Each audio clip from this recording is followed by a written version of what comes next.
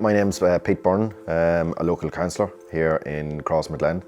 So we are literally a mile and a half from the border, right through the Troubles. It was difficult, and people will find this crazy when you say it. It's only when I reflect back in these sentences that I find how crazy they are. We knew nothing different. We knew it was a way of life here. So it was heavily militarised. As you see, the place we're sitting in now in the local youth club, we've just passed a fortified barracks on the way up here. So it's the largest fortified barracks, I think, in Europe. And there was a lot of soldiers in the street, helicopters day and night. And you would get the electricity cut at the weekend, and that was your warning that there was going to be a mortar bomb. So bombs would hit and shooting every other week. We came up to the youth club that we are actually sitting in now, and we were playing football in there just after sitting our transfer test. At 10 years of age I was, and 3 mortar bombs went off, hitting the barracks, which is a few doors down. Parts of the roof started falling in on top of us.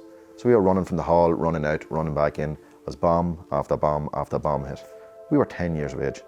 So it was utterly surreal, but you knew nothing different. It's only now that you're really, in the last 2 or 3 years, you're getting the young people that are engaging with the authorities like you would in any other normal place.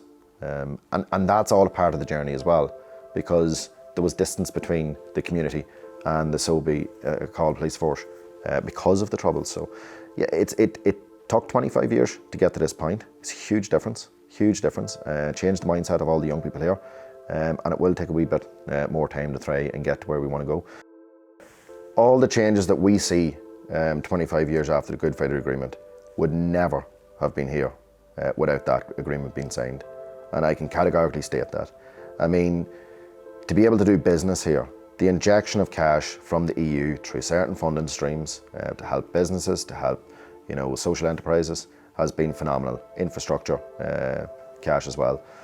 So, but it's the mentality shift as well, because we've been able to focus on issues that matter to people, instead of constantly talking about the conflict. So communities and issues that would be discussed and seen advanced in other areas, they were always put aside, because it was always with the conflict, it was always with politics here. It'll be a massive blow to this place if we lose that EU funding. It's an absolute pantomime at the minute, and I don't know when it's going to stop. We've no government here, and our government has collapsed for the second time for a long period in the last 6 years.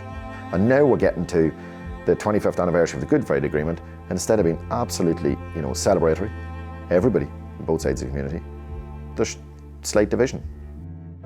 The other thing about the language around Brexit is it constantly puts out these headlines and these articles, and people are reading in the news and the media all the sort of negative language that we've had about this place in the 80s and 90s. That puts people off visiting or thinking that it's a place that they can visit. What future do you see for young people in Northern Ireland? Yeah, I see a very positive future for the young people in Northern Ireland going forward. For the next 25 years bring, I think it's really, really positive. When I speak to young people in the youth club or in the soccer club where I'm working with, and they have a completely different mindset than I had when I was growing up. They have friends in the Protestant Unionist community, and they engage an awful lot more with cross community than we did growing up. So that wall that was put up with us when I was in this youth club, we never engaged with people from the other side of the community, because there was no programs.